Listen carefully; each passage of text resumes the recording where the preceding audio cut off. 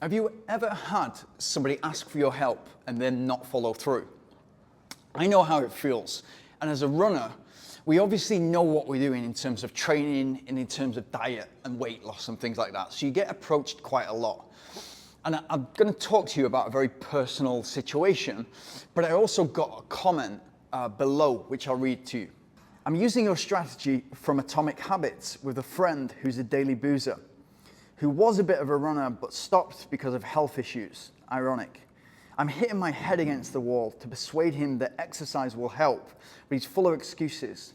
So now I told him to do the 10 minutes or even 5 minutes walk and then get in his car to work, because if he waits until after work, he'll have excuses to sit in the pub. He's a friend, so I keep trying. I even set his alarm 10 minutes earlier, but he just did another snooze of the alarm. And to his credit, he has started 4 times a week when he set his watch and walked around the grounds at work before starting. He even commented how one walk was faster than the last. I hope to get him running again the half marathon he used to do. I know, like you said, why spend time on negatives and excuses, but sometimes when it's a friend, we've just got to try. Definitely not in the case of your excuses in the comments.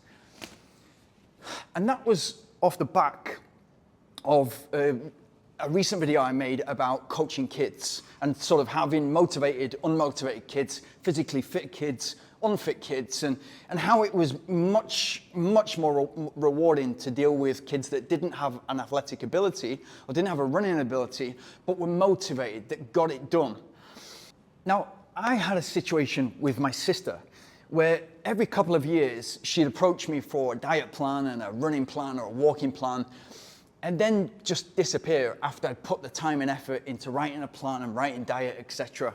And of course, you know, it's not just the time wasted and the energy wasted, it's feeling disrespected, and you obviously take it quite personally.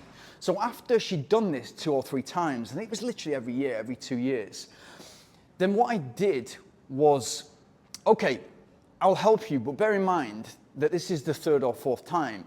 And so what I want you to do is, for the next 14 days, just 14 days, I want you to write down what exercise you do. I want you to write down how much sleep you have, how many hours at work you spend. I want you to write down every meal you have, what time you have it, and the portion size. I want you to also keep a diary on how you feel, how your stress is. Essentially, treating her like an athlete.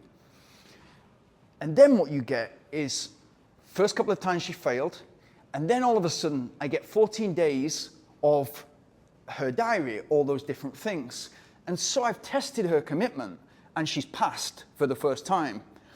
And then what I'll do is say, I want you to look at what you've sent me, that Word document. I want you to highlight in one color all the good things that you've done. And then in another color, I want you to highlight all the bad things. And she will do it. And what is crazy for me, and it will be the same for the comment, it will be the same for Alan's friend, they know exactly what to do, pretty much exactly. Now, when it comes to training, you've obviously got to have the knowledge. If you go into the gym and you've never been in the gym before, you need to know what you're doing. Then you need to know exactly the same in running, what progressions look like. In terms of diet, if you speak to 90% of people and say, is that good or bad? They'll be able to tell you. Should I be eating this or that? They'll be able to tell you what it is. So it was actually quite easy for her to say, yeah, I know what I should be doing, but it's the habits that you need to inject in your lifestyle. And if you've been 10, 15, 20 years working in a certain way, and now you want to change that habit, it's actually really difficult, which is essentially what Atomic Habits is about. You need to replace that habit.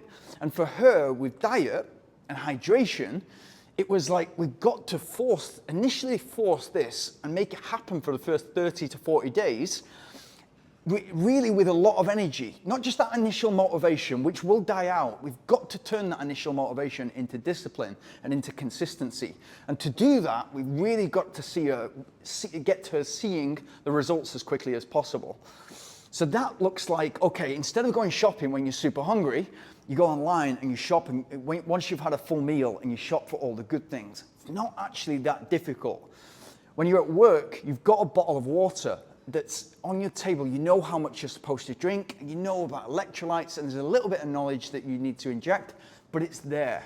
And then you start to see improvements. For me, it's gauging that initial commitment, which is the big one. Because if I'm going to go off and write a plan, I do this even with my coaching, if you get somebody who's approaching you, then you have to gauge their commitment. Are they really going to do this plan, or am I going to be kind of wasting my time?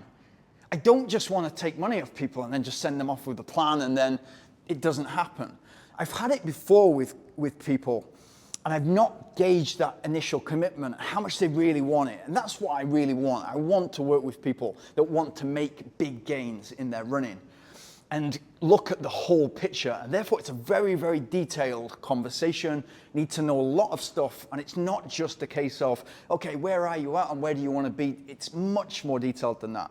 But I've had it in the past where I get somebody who's disappointed because they're not seeing results. And then you look at the training logs and they've not been doing the training. And you're like, to you, it's so obvious because it's like, well, you haven't done the training. And therefore, if you've not done the training and you've missed a couple of weeks, then you've not been able to do the progressions.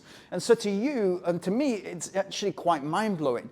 But then we have to realize what levels people are operating at. And so that initial commitment is a huge tick in the box for me. It's like, I know you're motivated. I know it's January. I know you want to lose weight. I know you want to look good in pictures for your holiday. But how much do you really want to get faster? And what is it about this sub-3 marathon that you really want? What is it that it does for you? Does that make you happy, or is it? And if the reasons are valid, you can work with that person. And there's a lot you can work with. And it's actually, that is the most fascinating part. It's like, are you open-minded enough to smash through that and break what you're actually aiming for by a long way because we're looking at different aspects of your game? Or are you going to give up in 4 weeks? I highly recommend that you do this with family and friends when they ask you, because inevitably they will ask you about your running plans, about your fitness plans, about you physically being in shape and how you got there, and about diet. For me, I do get to the point where it's like, if you're drowning and I throw you a life raft and you don't try and grab it, I'm walking away.